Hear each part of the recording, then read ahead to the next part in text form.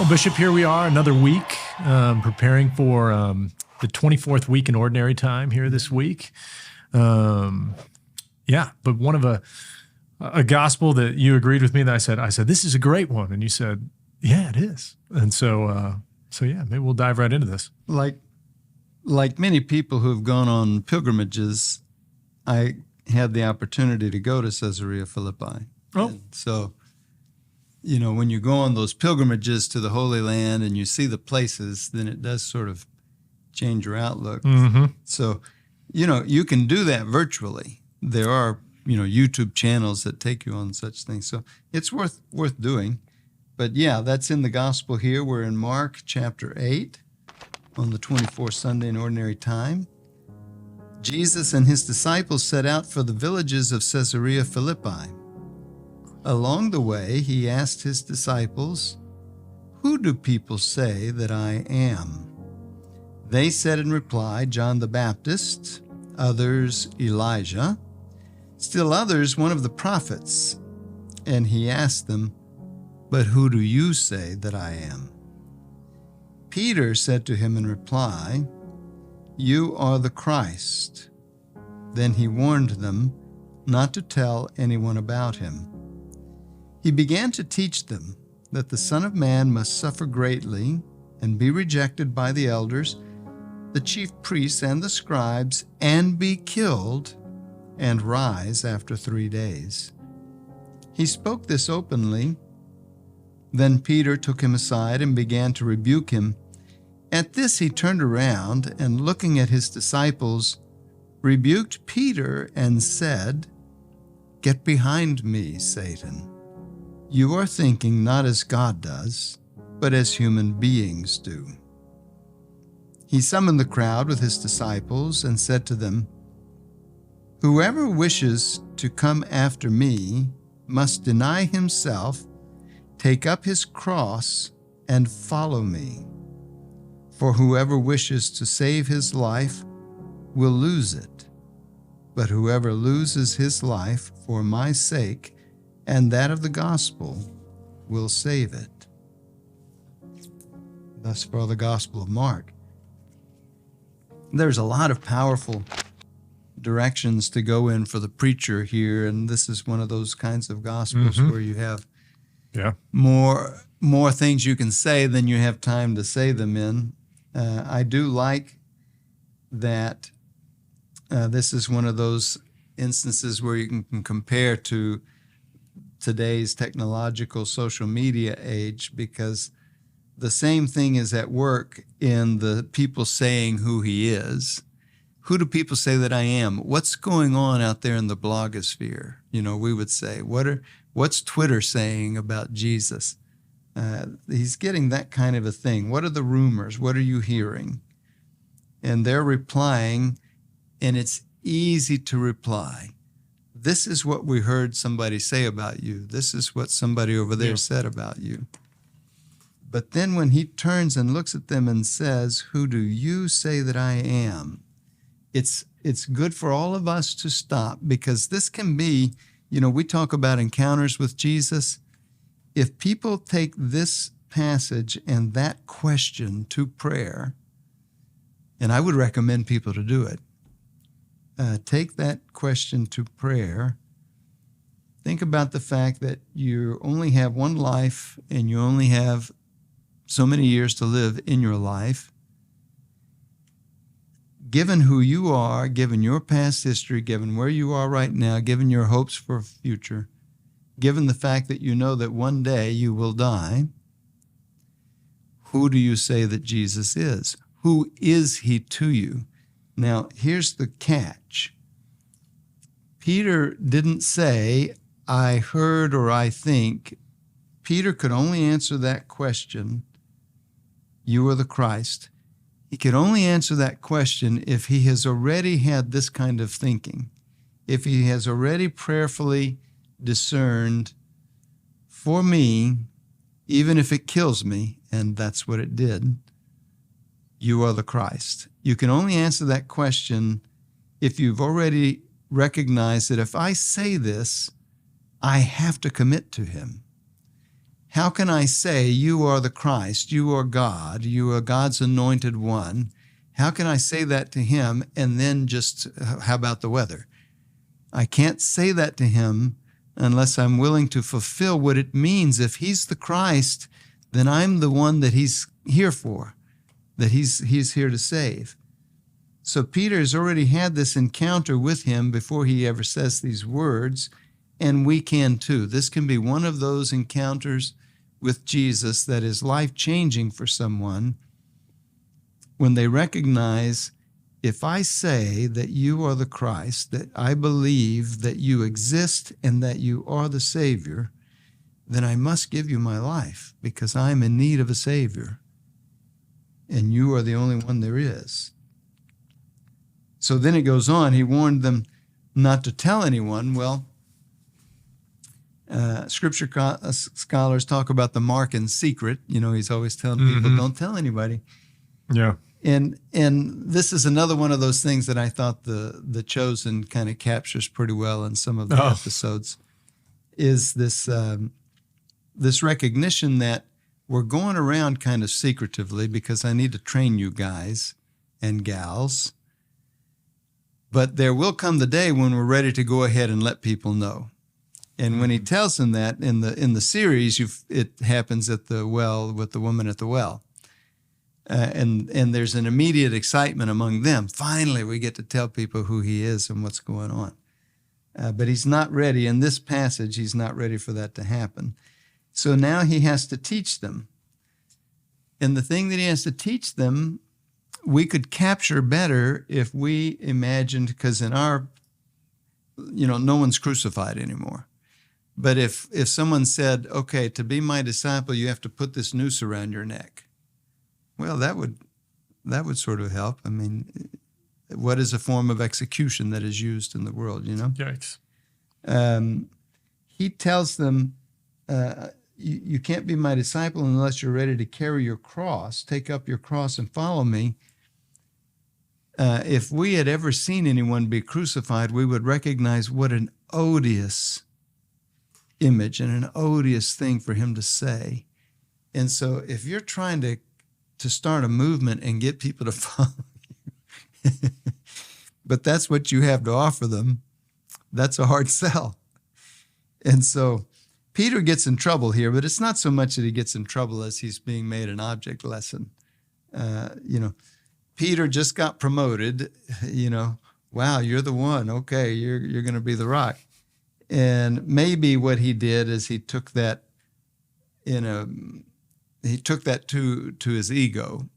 And so now he's going to tell Jesus, oh yeah, because I'm the one, so I need to help you understand. Listen, you're not going to get anybody to follow you if you do that. Don't be talking about that. But he has to rebuke him because this is what he's come to give. This is what he's come to offer us, that we must give him our life, even if we lose our life over it. We talk about white martyrdom. Red martyrdom is the death of the person who is killed for the faith.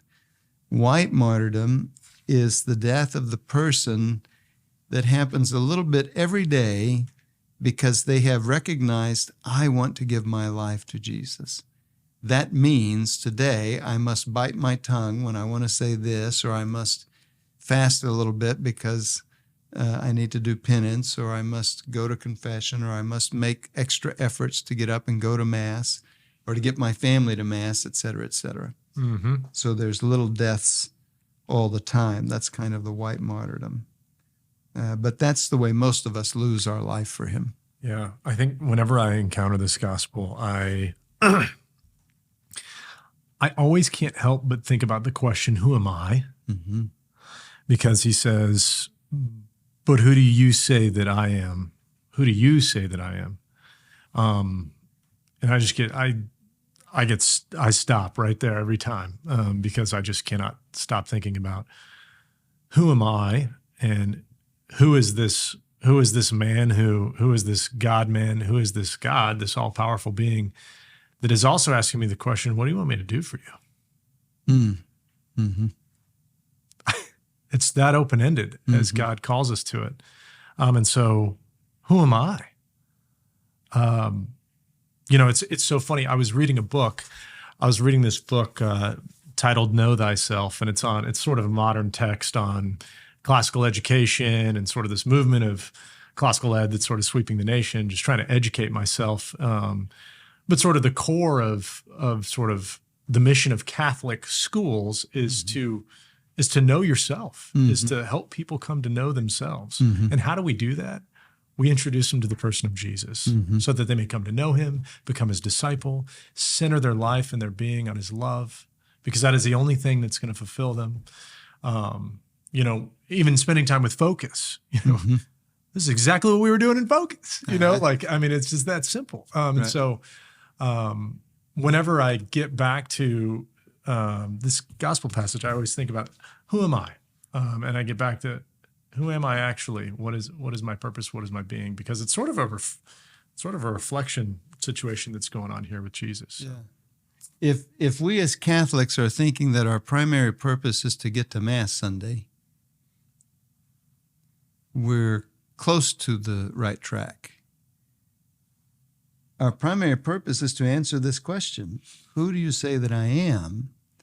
When we get that relationship right between us and who he is, who we say that he is, and we're ready to commit our life to the answer to that question, then we will go to Mass on Sunday. So it's not a question of Mass or not Mass. It's a recognition that if we just go to Mass because we're supposed to, we're going to miss out on so much. But if we have gotten this question squared away, and we understand now who we are because of who he is and what our life is for, what it exists for, then Mass becomes a part of that answer, and we go because we want to. We go because he's going to be there. Yeah. So it changes. I've talked to people about what is your mission on Sunday? What is your mission on Sunday? I used to have this conversation with the college students, because sometimes they would ask me, can I marry someone who's not Catholic? Oh, sure. And I would say no. And I would do that to shock them, just to get them to say, wait a minute, what? Wait a minute. It's that simple? Yeah, exactly. And but then I would unpack for them and say, here's a good way to answer that question. Right. What do you want your Sunday morning to look like 5 years after your marriage? I want you to think imaginatively. Don't think about anybody, any particular person you might be married to, but just think about, what would I really like that to be like? I'll have my wife or my husband, depending on what you're looking at. We'll get up, we'll have, 3 kids, we'll get them ready for Mass, we'll have cereal and donuts, whatever the Sunday morning looks like. Okay, you can have that. You can have all of that with a Catholic who is also dedicated, as you are, to living a Catholic life. But you might not be able to have all that with someone who's not Catholic, because it's not for you. How unfair is it for you to just assume, as a Catholic, that I'm going to meet and date someone who's not Catholic and expect them to change everything for me? That's sort of presumptuous. So you should not expect that. Now, it does happen. It does happen all the time. All the time. But they have to have the freedom to know that's what you want. Right. And you have to have thought that through in your mind to be able to give them that freedom, because you're going to tell them, maybe not on the first date, but you're going to tell them early on, look, I like you, but here's where I'm going. Are you coming in that direction? Is that what you want? Without expecting, look, I'm going to make them fall in love with me, and then I'm going to spring it on them, what it means to be with me as a Catholic.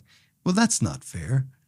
Correct. If they had known that you were going in this direction, they might have said, no, I want someone who's a Protestant like I am, or something, or a Jewish person like I am, whatever it is. I want someone who's going in the direction I'm going. Fine, you're free to have that, but I'm not going in that direction. I'm going in this other direction. So that's why it's so important to have worked these things out early It will affect the way that you date. It will affect your horizon for what you think life is about. It will affect what you're looking for. My parents told us that they had a conversation while they were dating, and Dad, let's see, how did it go first? Mom asked Dad, how many children do you think you'd like to have? They did this while they're dating. Oh, wow. And he said, I don't know, maybe 3 or 4. How many do you want? She said 12. She said that while they were dating. She had already thought that through. And he stayed with her.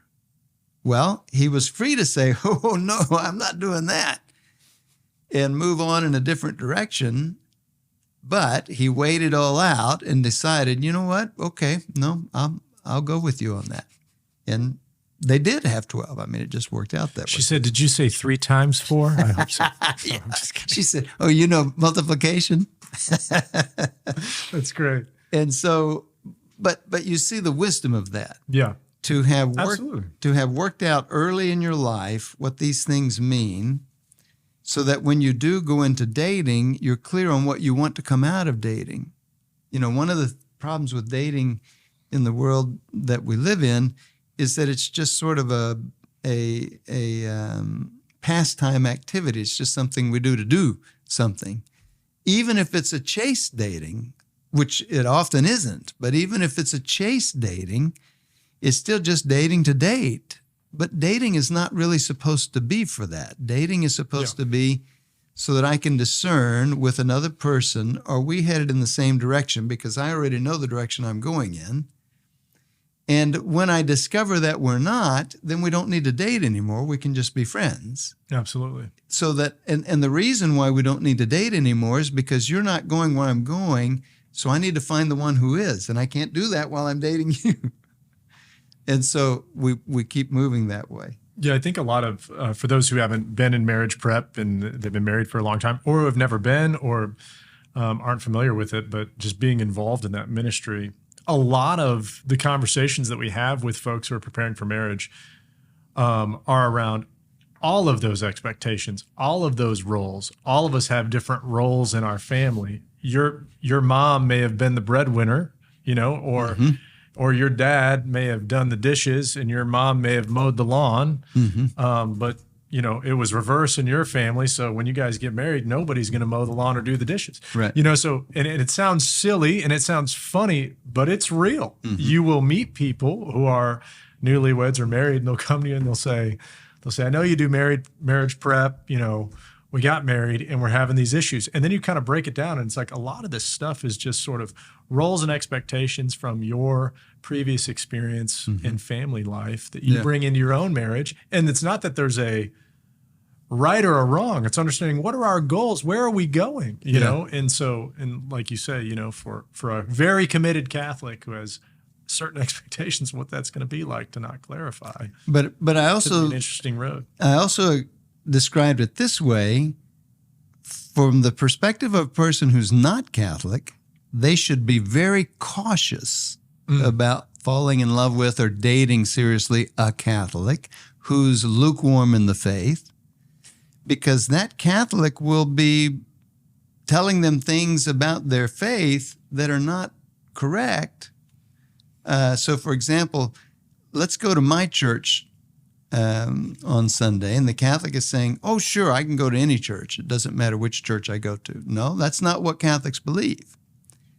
And if you're not Catholic and you're dating someone who's telling you things that are not correct about their own Catholic faith, and you marry that person, and that person, because of marriage or child, you know, now a child is coming, or for whatever reason, someone they love dies and causes them to really face life and its seriousness and so forth, they finally grow up, mature up to what their Catholic faith actually calls from them, they're going to change in ways that you may not want them to. And that's going to create tension.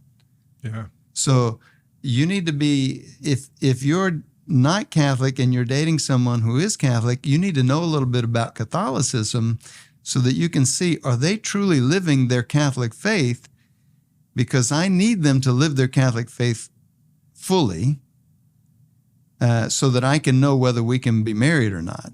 because it's risky to date someone who's not living their faith fully, because after the marriage, they may suddenly start living their faith fully and suddenly you're left in the lurch. That's not what you wanted. Yeah. Absolutely. Well, you could see why Peter rebuked him, I guess. Yeah, poor Peter, I think everybody loves Peter who reads the Gospels because they recognize that's me. It's so totally me. I said a while ago that Peter is finicky. Did I say finicky? Fickle.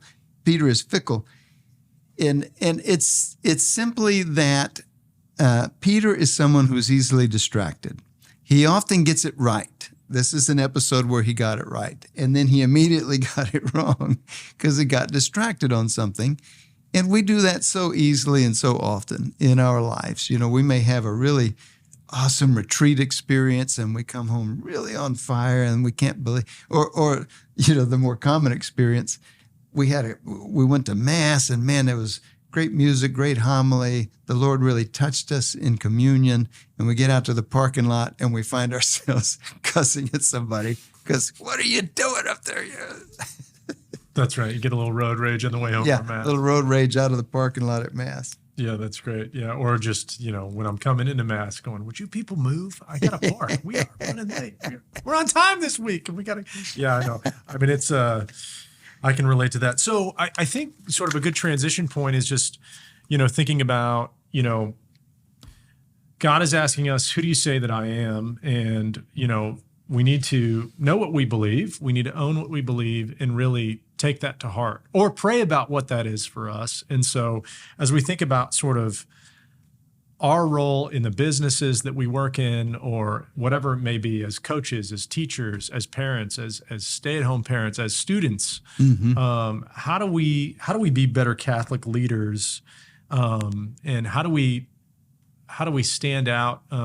We talked about on the last podcast, we talked about with Father Castle. I think his quote that I thought was really good is that leadership is not normative, it's prescriptive.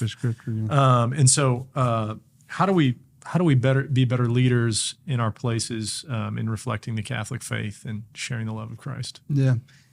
I think the key to the answer to that question is this question. That's why I'm focusing on it so much. Who do you say that I am? You can't start living.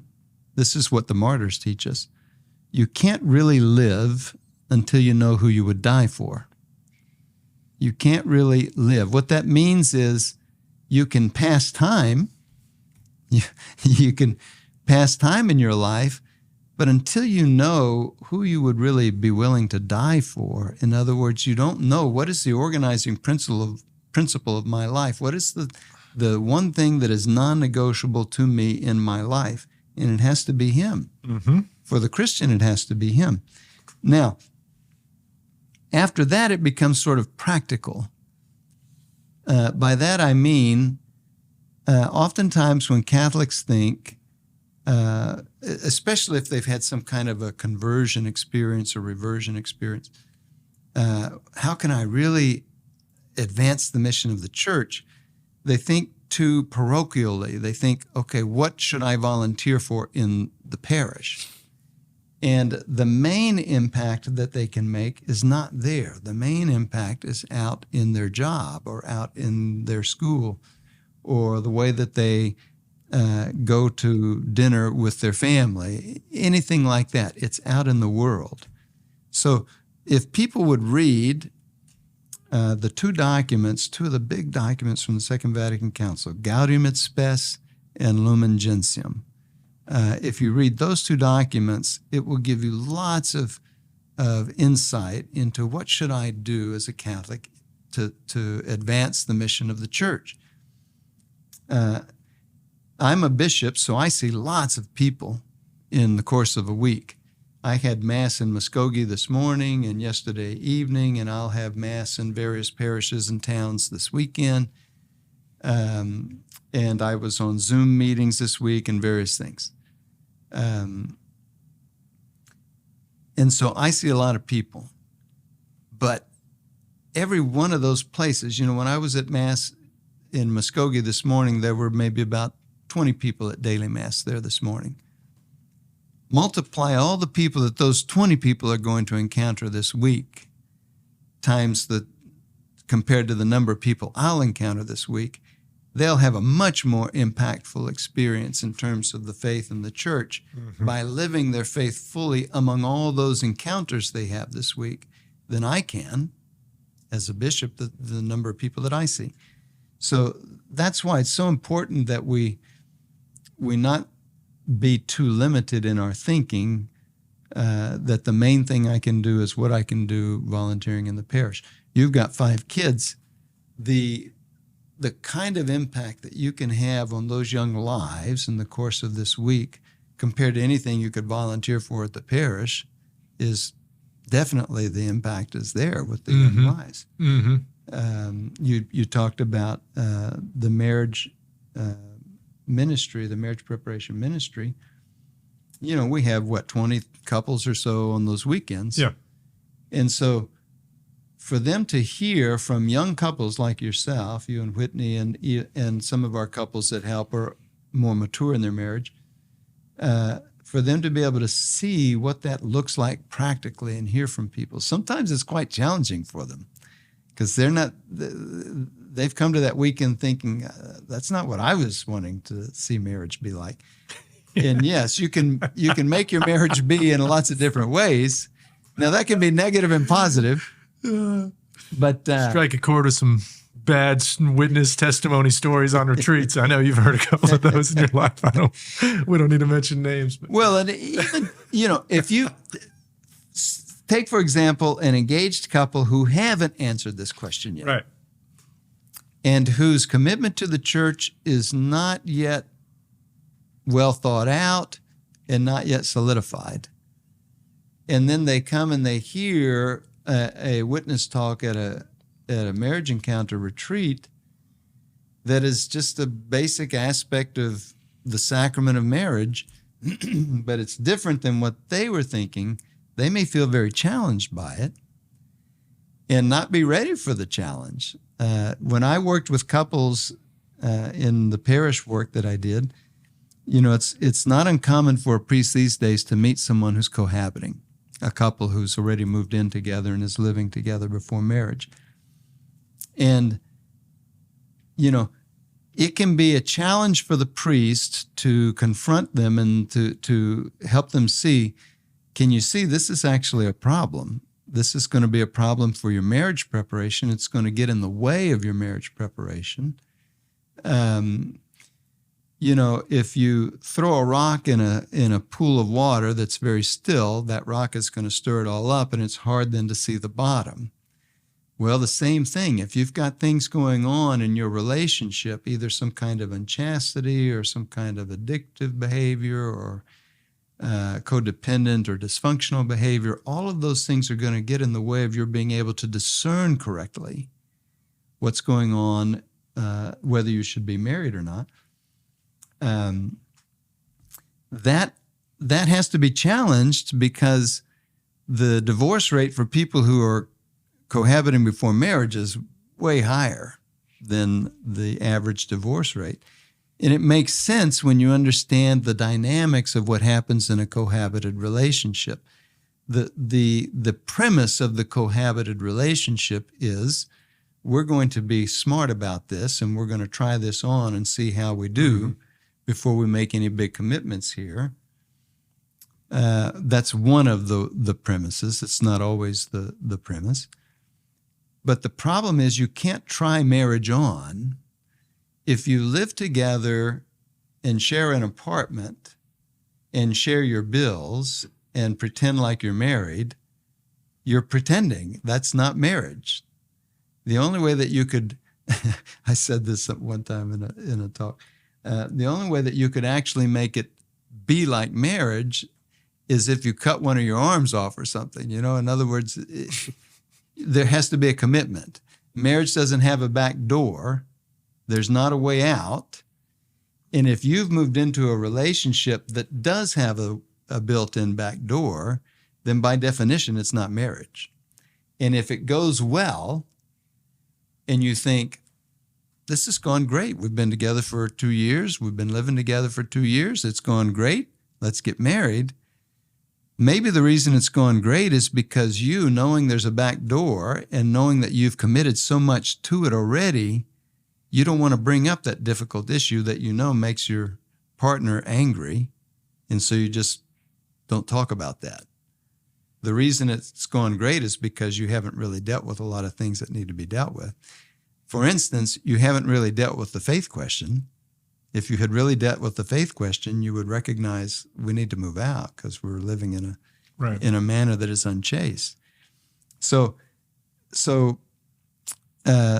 in terms of living the faith and living it in the world, it has to do with these kinds of things where we first have committed ourselves and then we start to live it, even though it's difficult. Absolutely. And occasionally we're faced with like a difficult question and things like that. Like I'm thinking about like, you're at work or you're in a more of a secular setting and someone challenges you and you either, depending on if you're more of a passive person, your tendency might be to, clam up or, and if you're more of a intense person who's really communicative, you might tend to, just hit them hard with some truths of the Nicene Creed, or I don't know, you know what I'm saying? I mean, you might, and so I think that if we are focused on this question every day in our prayer, those moments come naturally to us. There's a naturalness that comes about because there's a peacefulness with it, because it comes from a great place of prayer, of centeredness on Jesus's love, and not from a place of And I will say it is challenging too. I mean, you're in the flow of a work day and you're working on projects and things like that, and then you're somewhere and then somebody hits you with something you're just not expecting it, and you're like, oh my goodness, I got to defend this, or how do I approach this question, or how do I share the faith here, or, oh, there's another homeless guy. I don't have any bottled water. I don't have any cash. And so I think it always hits us at a different time. But I think I would agree that, just answering that question, focusing on that question of who do you say that I am is going to help. Yeah, the more we live into it, the greater peace it will bring to us, because we're not supposed to be a walking catechism. That's not the goal. Right. And if we don't know the answer to a question someone asks us, that's just a catechism. I can look that up for you later and talk to you tomorrow about it. Yeah.